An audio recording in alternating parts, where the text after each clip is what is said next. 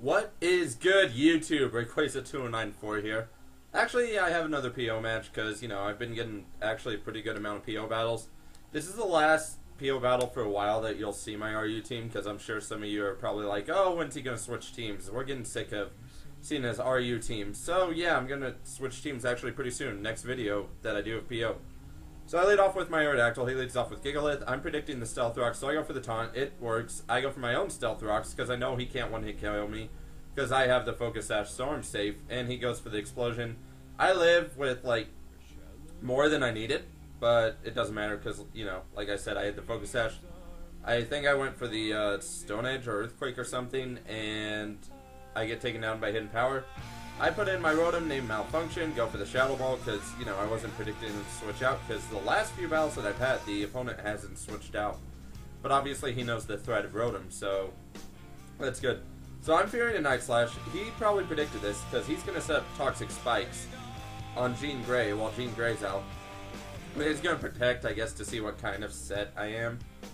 And he sees that I'm a more offensive set, and he stays in regardless. So he's like, oh, well, I can take an offensive set. Go for the Fire Blast. Unfortunately, even with the boosted Life Orb, I do not KO. So he gets up a second layer of Toxic Spikes. Not really going to matter in this match, though. So I take out his Drapion, and then he's going to put in his Cofagrius again. And I'm going to go for the Fire Blast, regrettably not KOing, and he is going to set up a Trick Room, which... Actually, the Trick Room does kind of matter, but it kind of doesn't really. I mean, yeah, it's not as important as it was seeming it was going to be. So I go for another Fire Blast and take him out, because I was kind of afraid that Nair Slash wouldn't KO him at that point. And since Executor's in, it's obviously faster, and I'm at enough, I'm at enough HP that he could easily KO me. So I'm going to bring in Bruce Lee, go for the Fake Out, which is great. I'm actually surprised he's not carrying the Protect. Sometimes Trick Room teams like to carry the Protect in this case. Unfortunately, the Trick Room's not going to wear out, so yeah, Bruce Lee doesn't really do anything. But Trick Room does wear out enough, so Bruce Lee kind of stalled, and Malfunction's going to come in, Shadow Ball, easy KO.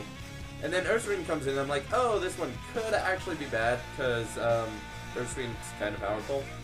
But I get a crit on a Thunderbolt, and that is going to end him. And pretty much Coughing's going to come in. And I kind of toy with Coughing a bit. I go for the sub, because I'm like, oh, what's he going to do? What's he going to do? He goes for the Will-O-Wisp, which does absolutely nothing. And like I said, I was actually taunting him a little bit. So I go for the Pain Split, and basically, yeah, that's going to get me into some pretty good health. Go for the T-Volt. Doesn't quite work. He goes for the Dark Pulse. I really didn't care if Rotom had gone down because I had enough HP, or not HP, I had enough Pokemon to take down a Weezing. So, go for the other Thunderbolt, and yeah, Rotom goes down with it. I'm actually surprised I survived, and that is going to be the match. The opponent's name was Find My Weakness. I didn't mention that earlier. My name, as always, is waytothedawn2 because that's like my gamer tag. So, yeah, comment, like, and subscribe to see more of my videos, because that'd be fantastic, and go to the Final Underground so you can submit some videos there. Thank you, have a nice day, and goodbye.